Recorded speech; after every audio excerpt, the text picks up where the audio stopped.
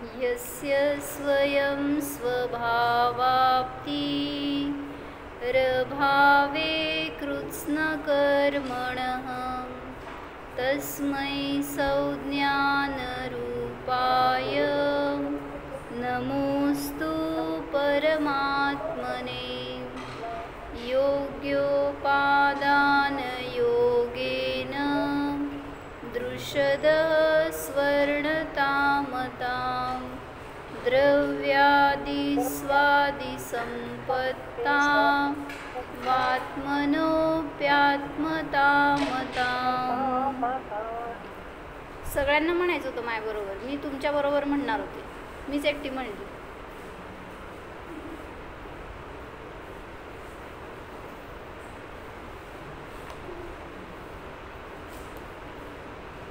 आत्मज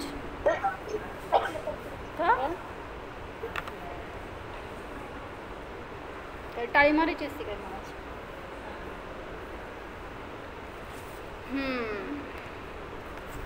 म्हणणार आहे दुसरं, बघून म्हणा, शुद्ध स्पष्ट.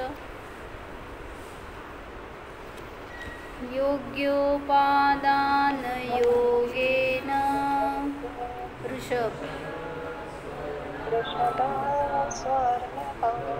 द्रव्यादिस्वादिसम्पत्ता वात्मनोऽप्यात्मतामताम्.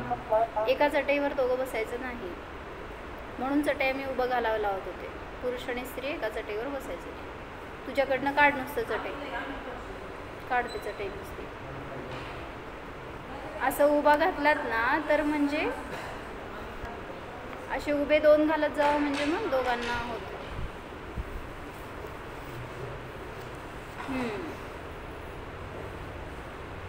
दोघं इकडनं आणि तिकडनं सरकून ती रिकामी ठेवू नका चटई. काय होता अर्थ सांगताय का विशाल भैया? अर्थ काय होतं? योग्य उपादान मिळालं असताना उदाहरण काय होतं? सुवर्ण पाषाणापासून सुवर्णाची उत्पत्ती होते. तसं योग्य द्रव्य क्षेत्र काल भाव संपत्ती मिळाली असताना, म्हणजे स्वद्रव्य स्वक्षेत्र स्वकाल स्वभाव, परद्रव्य परक्षेत्र परकाल परभाव, असा सगळा योग मिळाला असताना आत्मा, बोल की बरं भैया, आत्म्यापासून परमात्मा होतो, म्हणजे आत्मा परमात्मपणाला प्राप्त होतो. म्हणून हे समजून आपल्याला काय फायदा? तर मी सुद्धा असा पुरुषार्थ करायला पाहिजे की माझा आत्मा परमात्मा दशेला प्राप्त करू शकतो. ह्याचा आपल्याला कॉन्फिडन्स येऊ शकतो. आता तिसरा श्लोक सांगतायत. कशासाठी सांगतायत सांगा? काल सांगितलं होतं.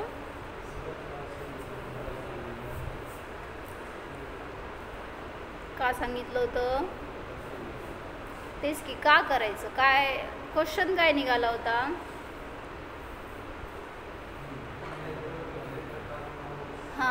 जर योग्य द्रव्य क्षेत्र काल भाव मिळाला असताना जर परमात्मापणा प्राप्त होतो तर मग व्रत वगैरे कशाला करायची आहेत? मग त्याच्यानेच होऊ दे ना मोक्ष. काय काय कळलं प्रश्न? शंकाकार म्हणतोय दुसऱ्या श्लोकात सांगितलं, जर माझं द्रव्य क्षेत्र काल भाव आहे, परद्रव्य क्षेत्र काल भाव आहे योग्य, मग त्याच्यानेच कार्य होऊन मला मोक्ष प्राप्त होऊ दे. मग त्याच्यासाठी नाही, तेच की, त्याच्याने होऊ दे, मला व्रत संयम का करायला सांगता, असं तिथं प्रश्न विचारला होता. म्हणून आता तिसऱ्या श्लोकाचं भूमिका सांगितली ही. आता तिसरा श्लोक काय आहे ते सांगतात. तुमच्या सगळ्यांच्या समोर ठेवा, एक पुस्तक द्या त्यांना.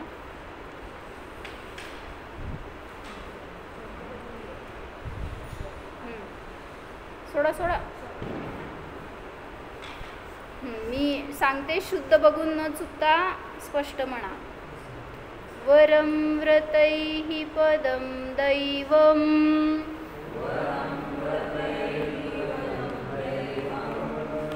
दैवम. सगळीकडे जे जिथं कुठं अनुस्वार विसर्ग जोडाक्षर सगळं स्पष्ट व्यवस्थित.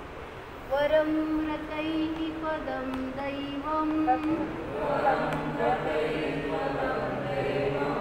नाव्रतैर्बत नारकम्. छान छाया तपस्थयोर्भेदः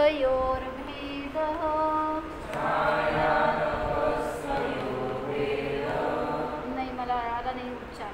छाया तपस्थयोर्भेदः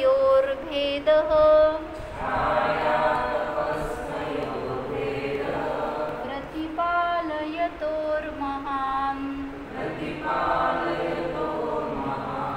फार नीट म्हणलंय. म्हणा अजून एकदा सगळं.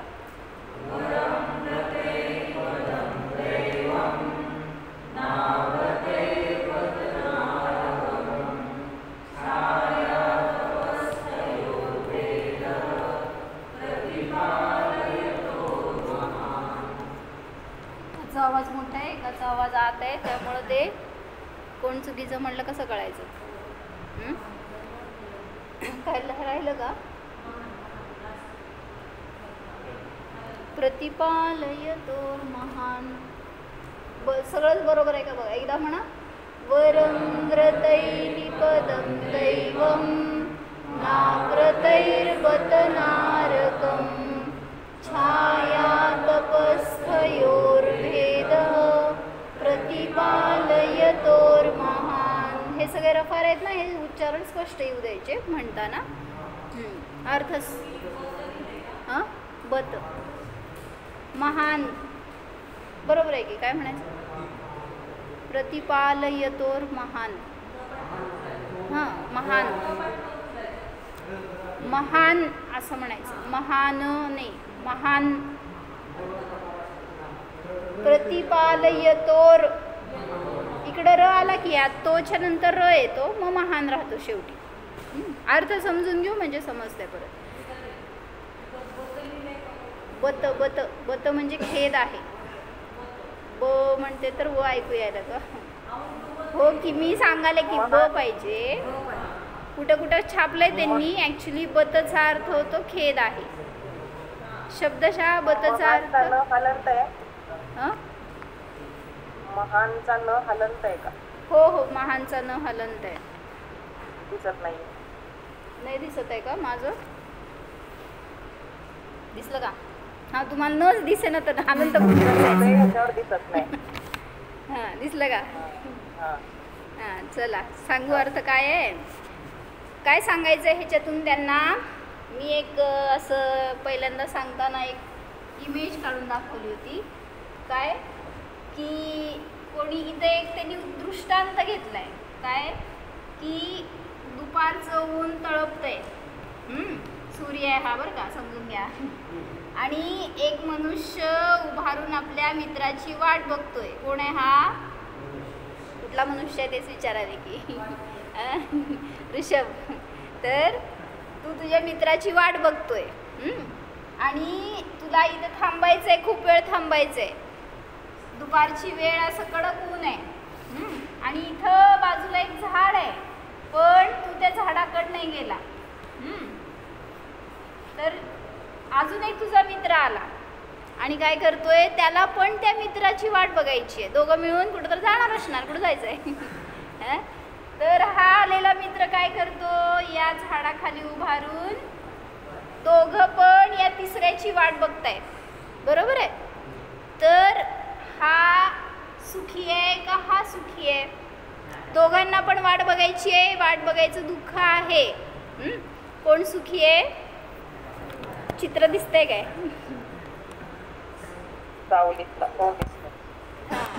काय सांगितले? हे काय आहे? झाड आहे म्हण. आद्विका दिसतंय ना झाड आहे म्हणून. तर झाडाखाली उभारलेला मनुष्य पण मित्राची वाट बघतोय आणि जो उन्हात उभारलाय तो पण मित्राची वाट बघतोय. काय फरक आहे दोघांमध्ये? सावलीचं सुख आहे त्याला. दोघांना पण वाट बघायची तर आकुलताच आहे कधी येणार आहे म्हणून. पण हाय तो त्या आकुलतेबरोबर हे तप्त पण होतोय, म्हणजे उन्हाचा त्रास पण सहन करतोय आणि त्याला ती आकुलता पण आहे. मग याला तेवढी तरी आकुलता नाही आहे. जे काय उन्हाच्या निमित्तात त्याला त्रास सहन करायचे त्याच्यापासून तरी तो मुक्त आहे. म्हणून सांगितलं की जसं हा मनुष्य आणि हा मनुष्य दोघांना सुद्धा थांबायचं आहे तिथंच, किती वेळासाठी तरी, एक 10 मिनटं 15 मिनटं म्हणा, त्यांना तिथे थांबायचं आहे दोघांना पण. मग जेव्हा हा मित्र येईपर्यंत इथं थांबणं योग्य आहे का इथं थांबणं योग्य आहे? आम्ही घरातच थांबतो म्हणा. कुठं थांबणार हो तुम्ही? जर तुम्हाला दोघांना पण वाट बघायची आहे तर AC लावून मस्त फॅन लावून घरात बसतो. फोन आहेच, आलास का म्हणून विचारायचं आणि जायचं असं ना. तर त्या काळामध्ये असं बिचारे कुठं का असे ना वाट बघायला ते थांबत होते.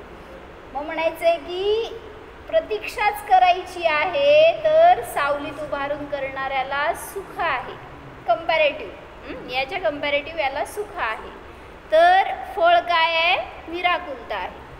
तसं याला पण मोक्षाला जायचंय, याला पण मोक्षाला जायचंय. काय विशाल भैया आणि जितू म्हणजे दोघांना मोक्षाला जायचंय. तर हा उभारलाय व्रताच्या सावलीमध्ये, म्हणजे व्रत अंगीकार केलाय आणि उभारलाय. समजा मित्र घेतलेत ना, विशाल भैया आणि सचिन भैया घ्या. कोणाची वाट बघताय हो?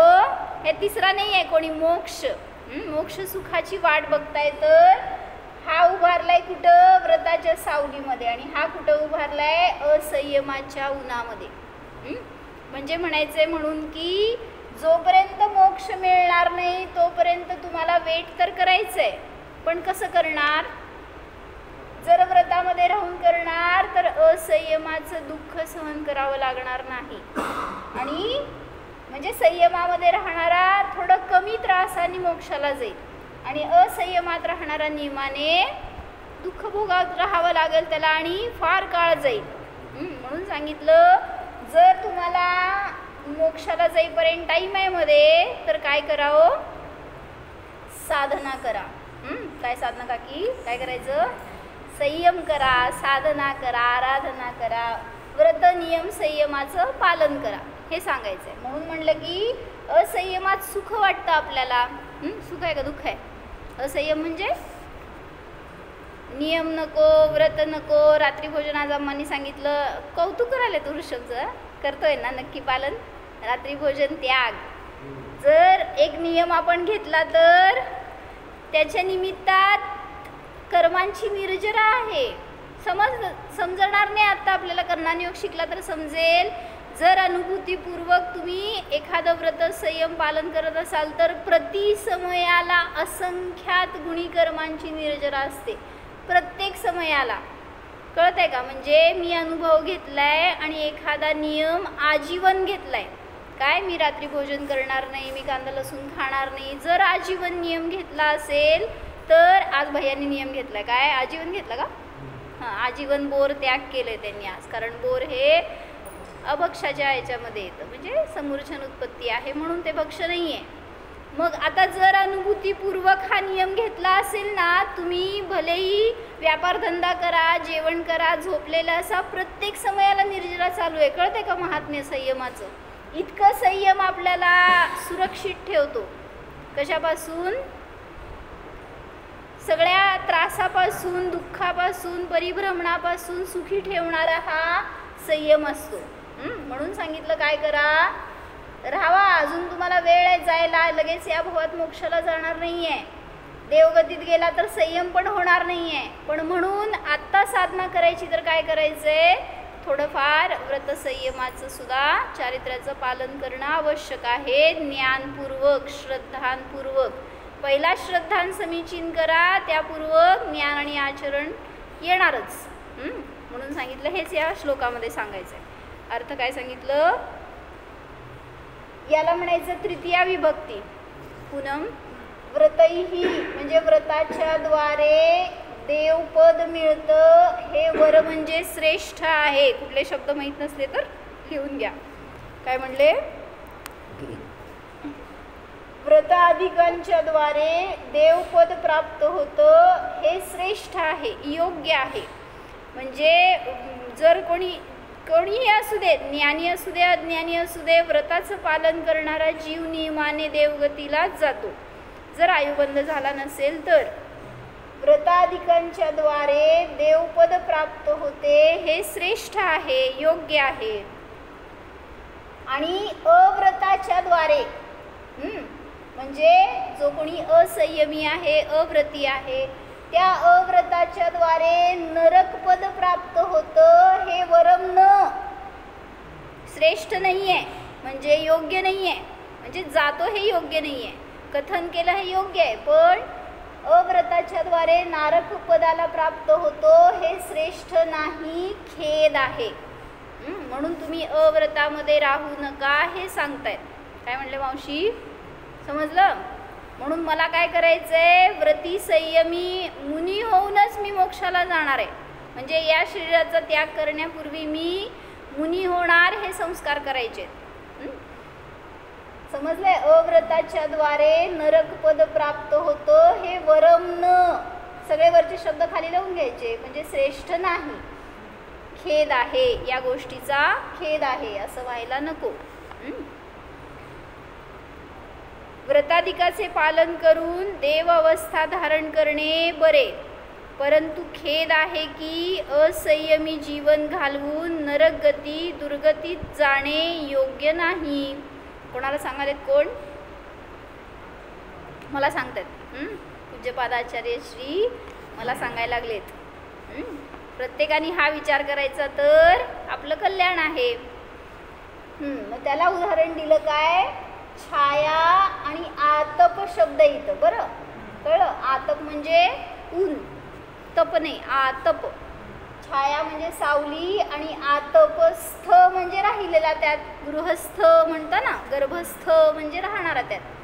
तर छायास्थ आणि आतपस्थ म्हणजे छायेमध्ये थांबलेला आणि उन्हामध्ये थांबलेला, प्रतिपालयतो हो म्हणजे वाट बघणाऱ्यांमध्ये, या दोघांच्या, या दोन्हीमध्ये दोघं वाट बघतायत, त्या दोघांमध्ये महान भेद आहे, अंतर आहे. काय कळलं? छायेमध्ये उभारून वाट बघणारा आणि उन्हामध्ये उभारून वाट बघणारा, दोघांमध्ये महान भेद आहे. तसं द्राष्टांत काय, हे दृष्टांत आहे. तसं व्रतामध्ये राहून मोक्षाची वाट पाहणारा आणि अव्रतामध्ये राहून मोक्षाची वाट पाहणारा, दोघांमध्ये महान फरक आहे. लिहिला अर्थ? लिहा. काय लिहिलं तुम्ही? पहिलं लिहिलं का दोन्ही? हे दोन्ही लाईन. सावलीमध्ये व उन्हामध्ये उभे राहून वाट पाहणाऱ्या,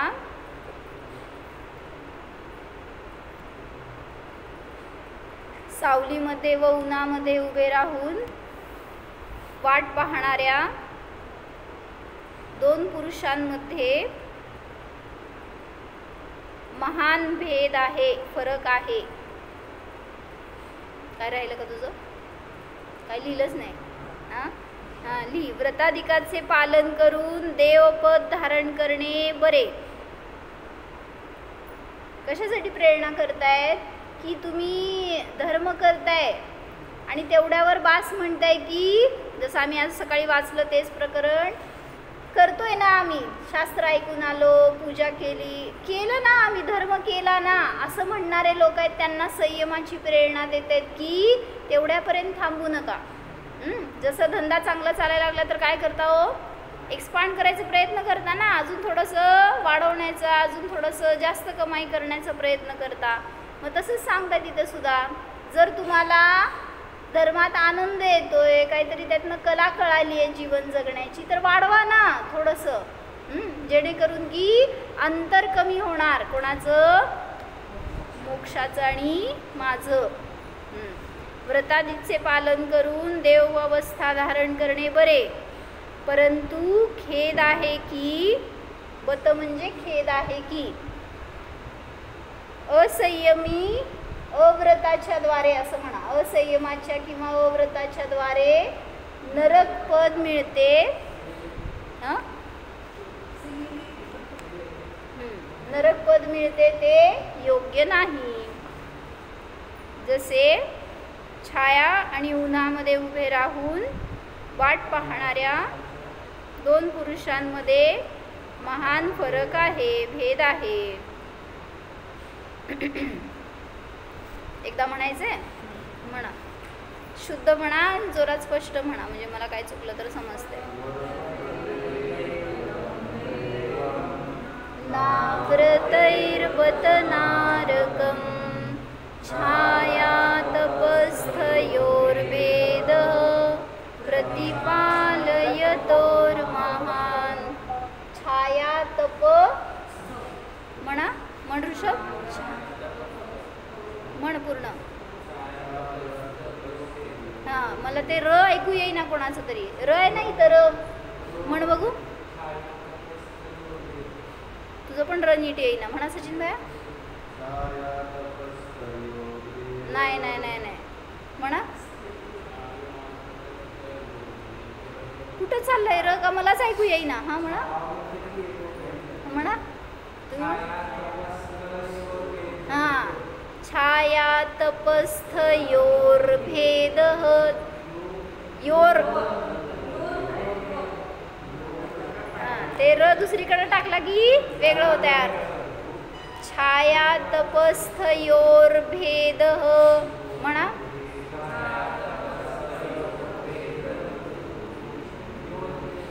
यो भेद म्हणलात ना, अर्थच बदलतो त्याचा. म्हणा एकदा नीट. वरम व्रतैः पदम. ए पूनम, पाप लागतंय म्हणले ना परवाच, तुला पण आणि मला पण.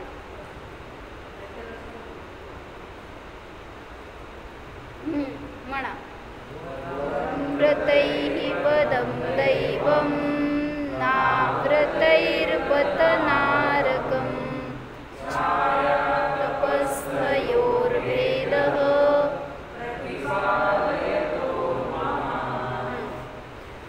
येथे शिष्य प्रश्न करतो की जर स्वभावाची प्राप्ती स्वयं द्रव्यादी चतुष्टयाच्या लाभाने आपोआप योग्य काल लब्धी आली असताना होते, तर मग मोक्षप्राप्तीसाठी सगळे व्रत, संयम, नियम, किती व्रत असतात? 5 व्रत. कुठले कुठले पटापटा बोला. अहिंसा, सत्य, अचौर्य, ब्रह्मचर्य, परिग्रह, परिमाण. हे 5 व्रत. 5 समिती कुठल्या? इर्या, समिती, भाषा समिती, आदान निक्षेपण समिती. ओ सचिन भैया बोला. 5 समिती.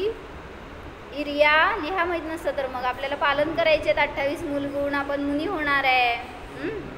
5 महाव्रत कुठले? अहिंसा, सत्य, अचौर्य, ब्रह्मचर्य आणि अपरिग्रह घ्यायचा आता महाव्रत म्हणताना. हा, समिती 5 कुठले? इर्या, भाषा.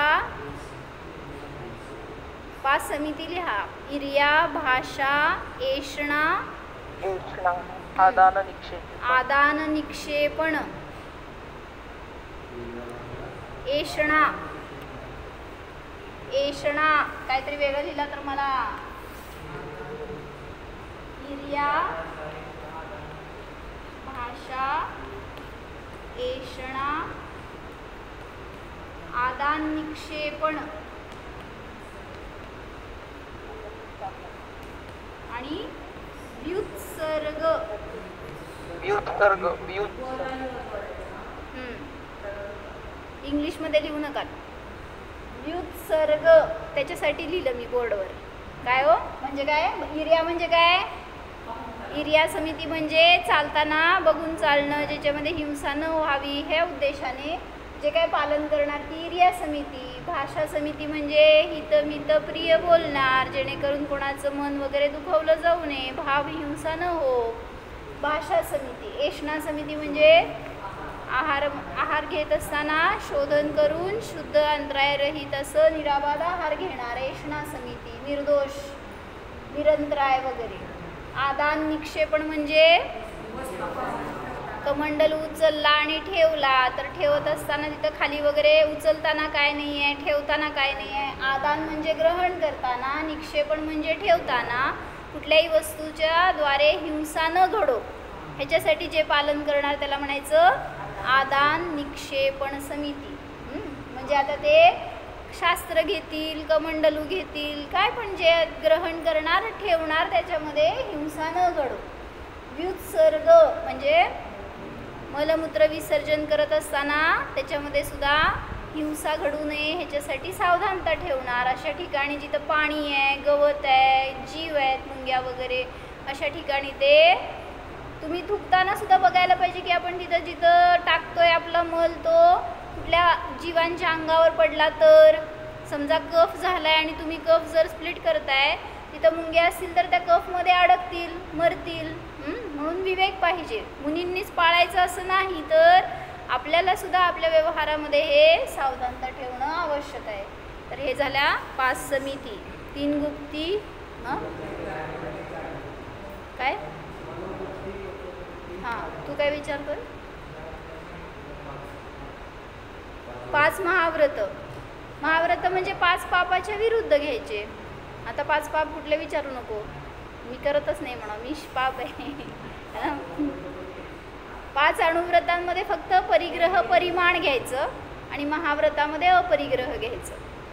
कारण त्यांच्याकडं महाव्रती निर्ग्रंथ जे आहेत त्यांच्याकडं परिग्रह नाही आहे. नाही, अणुव्रती जी आहेत ना त्यांना परिग्रह परिमाण घ्यायचं. परिमाण, कारण तुम्ही परिमाण केलं आहे ना, अजून परिग्रह आहे, सोडला नाही आहे. आणि महाव्रतींना घेत असताना अपरिग्रह महाव्रत घ्यायचं. फक्त मुनींना, निर्ग्रंथ मुनींना अपरिग्रह महाव्रत असतं. बरोबर.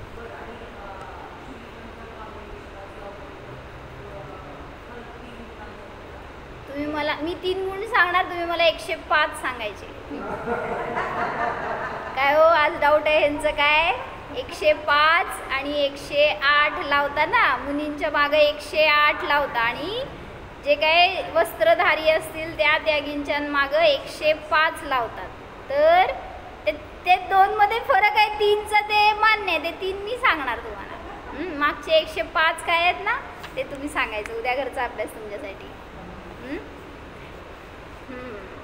तर सांगायचं आहे 3 गुप्ती कुठल्या म्हणले?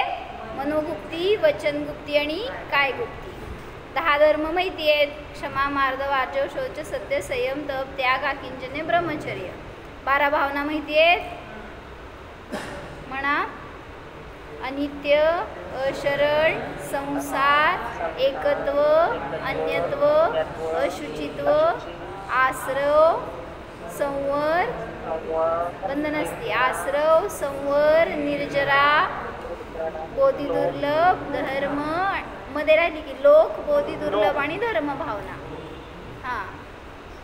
तर एकच सांगितली विशाल भैयांनी. 12 काय गर्भित आहेत का ते एखादच? तर सांगायचे ह्या 12 भावनांचं चिंतन हे सुद्धा मोक्षप्राप्तीमध्ये सहाय्यक आहे. 22 प्रकारचे परिशह जय असतात.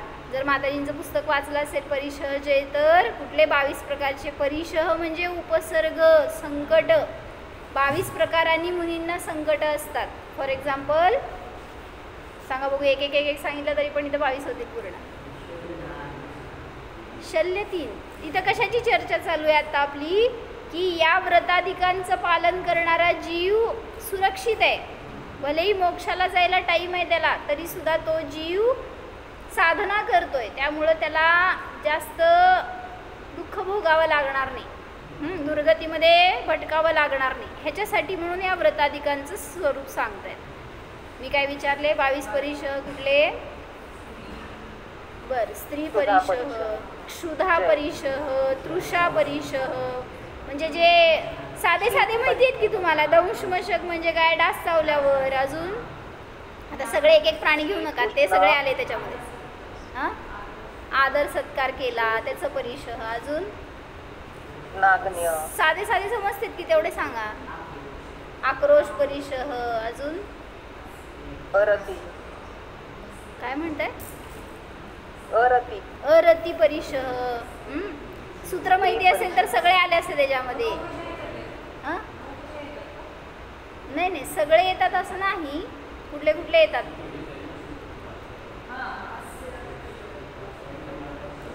नाही हो, ते हे झालं, दोष झाले. नाही ते पण आहे की त्याच्यामध्ये पण आहे सूत्रामध्ये. त्या म्हणा सूत्र काय हो? दंश मशक, नागन्या, रती, स्त्री, चर्या, निषद्या, शय्या, क्रोश, वध, याचना, लाभ, तृणस्पर्श, मल, सत्कार, पुरस्कार, प्रज्ञा, ज्ञाना, दर्शनानी. झाले ना? किती झाले माहीत नाही पण झाले. म्हणजे काय राहिलं असेल तर समजून घ्या. म्हणजे प्रज्ञा परिशह पण आहे आणि अज्ञान परिशह पण आहे. म्हणजे काय, प्रज्ञा म्हणजे ज्याची बुद्धी खूप तीक्ष्ण आहे ना, त्याचं सुद्धा मद होऊ शकेल, त्याचं सुद्धा संकट आहे मुनींवर. आणि एखाद्याला अज्ञान आहे तर त्याच्यामध्ये जर आकुलित झाला तर ते सुद्धा संकट आहे. म्हणून सांगितलं असे अनेक प्रकारचे परिशह ज्याला जिंकतात मुनी तर ते परिशह जयी म्हणले जातात. 12 प्रकारचं तप माहिती आहे कुठले? 6 अंतरंग तप लिहा आणि 6 बहिरंग तप असतात. सांगा काका सांगा कुठले कुठले? सगळे झाले आहेत आपलं. हे काय ह्यांचं मॉन्टेसरीचं क्लास आहे. 6 अंतरंग आणि 6 बहिरंग तप कुठले हो? अनशन अवदर वृत्त परिसंख्यान रस परित्याग विविक्त शय्यासन बाह्य तपा. हां समजलं म्हणा. एका श्वासात सांगितले त्यांनी. अनशन हे बाह्य तप आहेत बरं का. अनशन औमोदर्य. अनशन म्हणजे उपवास. पटापट पटापट लिहायचं. जेव्हा आता कॉलेजमध्ये जाणार ना तू भैया, ते असं लेक्चरर असं पचड पचड पचड बोलत असते, ते फास्ट तुझ्यासाठी थांबणार नाही. त्याचे सगळे वाक्य पकडायला लागतात. काय म्हणताय काकी?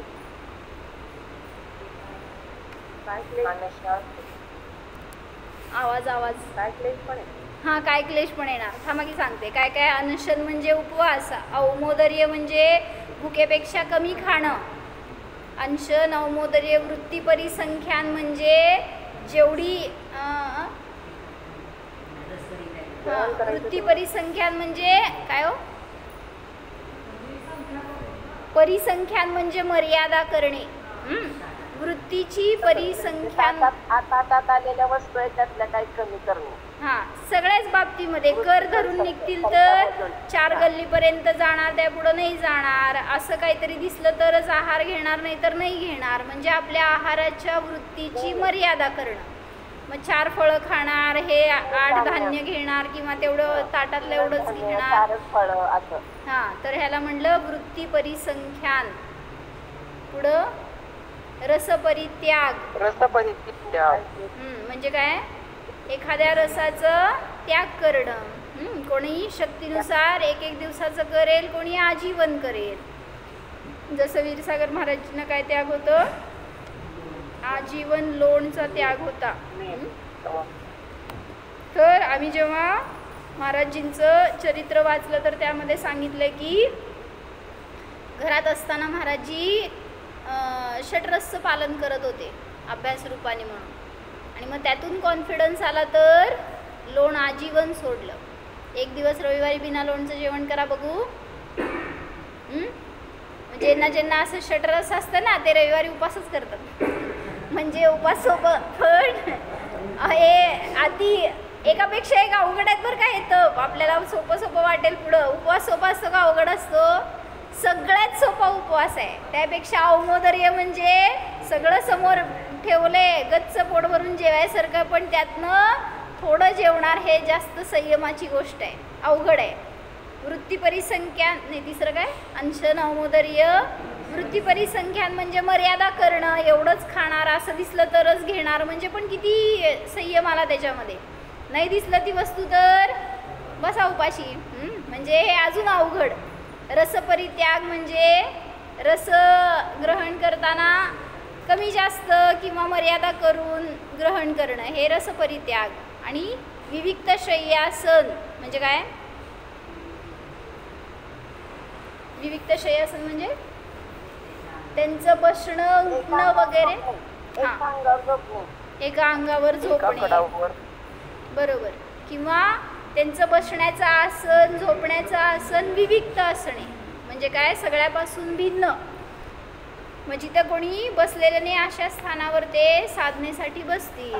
आज काय साधनाच चाललंय माझ्या तोंडात सारखं. का बरं? साधना का केलीत म्हणून? रोज म्हणत नाही बरं का मी, आजच म्हणायला लागली. हां काय झालं? शेवटचं काय राहिलं की काय क्लेश. काय क्लेश म्हणजे काय? हां, शरीरावरचं ममत्व कमी करण्यासाठी उन्हामध्ये शिखरावर जाऊन उभारतील, पावसामध्ये झाडाच्या खाली उभारतील का? हां, कारण पाऊस संपल्यावर पण पाऊस चालू असतो तिथं. झाडाखाली कधी उभारत जाऊ नका. हां, ध्यानासाठी उभा राहा, चांगली गोष्ट आहे. तुमच्याकडनं पण तप होईल एक. आणि थंडीच्या दिवसामध्ये नदीच्या किनारी उभारतात का? कारण नॉर्मल ठिकाणापेक्षा सुद्धा नदीच्या किनारी जास्त थंडावा जाणवेल, कारण त्या पाण्याचा अजून जास्त थंडावा असतो. मग त्या सगळ्यामध्ये आपलं शरीर किती स्टेबल राहू शकतं ह्याची परीक्षा करत ते ध्यानाला उभारतात. म्हणून याला तप म्हटलं गेलं.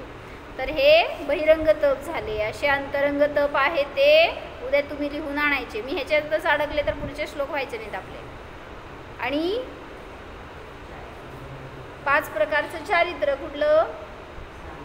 सामायिक, छेदोपस्थापना, परिहार, विशुद्धी, सूक्ष्म सांप्रायणी, यथाख्यात. सगळे कानावर नुसते जाऊ दे, संस्कार तर करून घ्या की शब्द आहेत समजतील. आणि काढायचं आपण हे माहिती का, शोधून काढलं ना तर उलट आपल्याला कळणार आहे. मी सांगितलं तर नुसतं समजून सुटून जाणार आहे कानावरनं. तुम्ही शोधा आणि लिहून नाही उद्या विचारायचं. सगळ्याला माहिती आहेत, सांगणारे पण भेटतील तुम्हाला, मीच नाही भेटणार.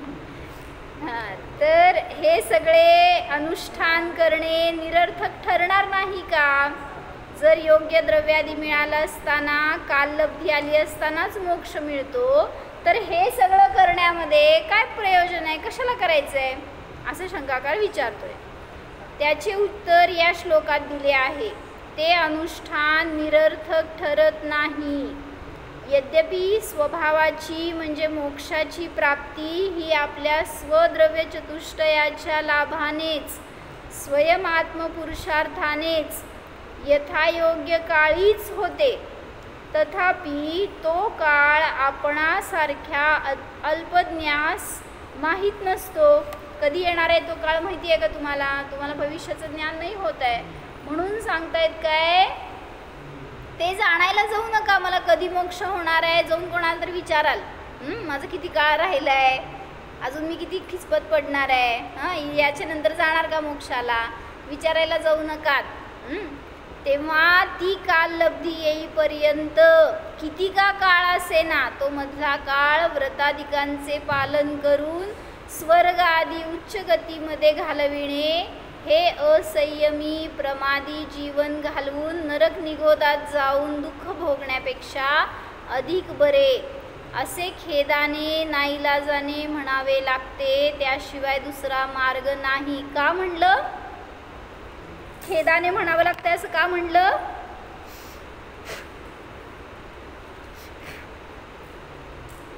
म्हणजे देवगतीला जावा म्हणायचं नाहीये त्यांना, खेद आहे, कुठंतरी थांबावं लागणार आहे तुम्हाला तोपर्यंत, म्हणून नरकात जाऊ नका बाबांनो, देवगतीला तरी जावा. ह्याच्यासाठी सांगतायत काय, व्रतादिकांचं पालन करा. देवगतीला जाण्याचा मार्ग सांगत नाहीये तुम्हाला, संयमाचा मार्ग सांगतायत. त्याचं फळ देवगती मिळणार आहे आणि असंयमाचं फळ नरकगती मिळणार आहे. मग संयमाचे काय काय गैरफायदे असतात किंवा असंयमाचं काय काय फळ मिळू शकतं, थोडंसं त्याच्यावर उद्या चिंतन करून या. मी जर असंयम केला तर मला त्याचा लॉस काय आहे? बहुतेक घेतलं होतं एकदा आपण इथं मध्ये. हे असंयमाचे भाव होतात तर त्याच्याने दुर्गतीचा बंध होतो. चिंतन करा की अजून काय होतं, संयमाने काय होतं आणि असंयमाने काय होतं. इथं एक सांगितले त्यांनी नरकाला जातो म्हणून. असं अजून चिंतन करा तर समजेल आपल्याला की आपण संयमात राहायला पाहिजे का असंयमामध्ये. आणि संयम कशाला म्हणायचं? बहिरंगामध्ये सगळं सोडणं म्हणजे संयम नाही आहे. पहिल्यांदा परिणामांची उज्ज्वलता होऊन आपल्या ज्ञानामध्ये ज्ञानाला ठेवणं हा खरा संयम आहे. कळतंय का मला काय म्हणायचं आहे? की बाहेर उपयोग भरकटवणं सोपं आहे, ज्ञानाला स्वतःमध्ये घेणं अवघड आहे. ह्याला म्हणायचं संयम. काय म्हणले? म्हणजे तुम्हाला किती कळत आहे मला माहीत नाही. समयसारमध्ये एक गाथा आली आहे, ज्ञानच प्रत्याख्यान आहे. म्हणजे काय हो, एवढी मस्त गाथा आहे ना ती, म्हणजे ते जेव्हा वाचलं ऐकलं ना, ज्ञानातून स्वीकार झाला काय असतो संयम, त्याचा अर्थ.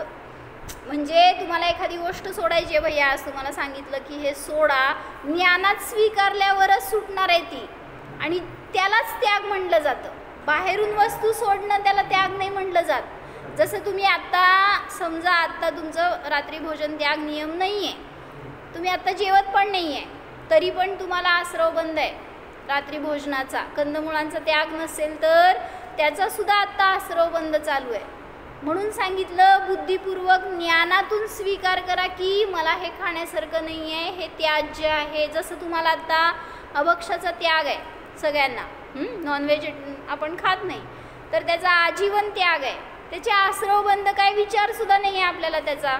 म्हणून सांगितलं ज्ञानातून स्वीकारले ना, अभक्ष वस्तू मला खाण्यायोग्य नाही आहे, नसतेच, हा स्वीकार तिथं त्याग आहे, तोच संयम आहे. म्हणून ज्ञानातून स्वीकारणं, ज्ञानात राहणं हे संयम आहे, आणि ज्ञान अज्ञानात बाहेरंगातल्या विषयात जाणं हे असंयम आहे. काय कळलं? ज्ञान बाहेरच्या विषयामध्ये जाणं हाच असंयम आहे.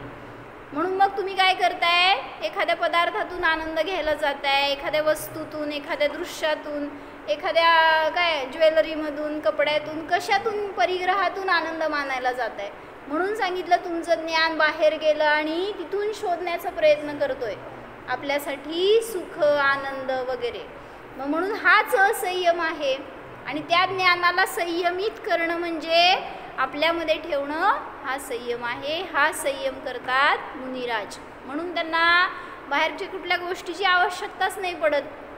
तुम्ही आहार द्या, नाही द्या, चांगलं मिळू दे, वाईट मिळू दे, लवकर मिळू दे, उशिरा मिळू दे, कशाबद्दलसुद्धा त्यांना आकुलता नसते, कारण ते त्याच्या अधीन नसतात.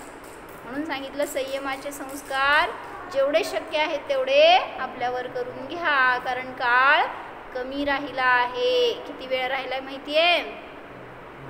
मला माहिती आहे कमी राहिला आहे, म्हणजे मनुष्यभाव तरी ॲटलिस्ट कमी राहिला आहे. मोक्षाचा काळ किती आहे माहीत नाही आपल्याला अजून, पण इथं या भावात मला कल्याण करायचं आहे, तर आपला काळ, वेळ संपत आली आहे. म्हणून लवकर पुरुषार्थ करा.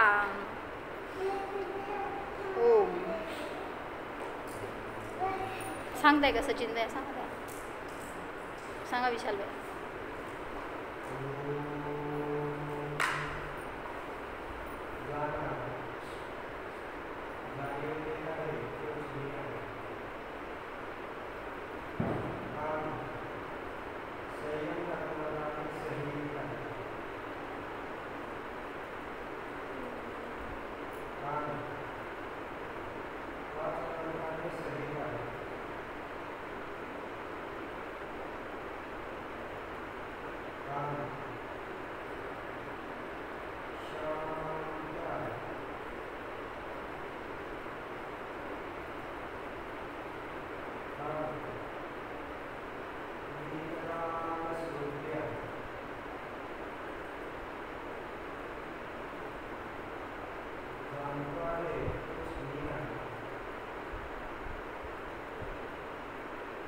शब्द स्वरूप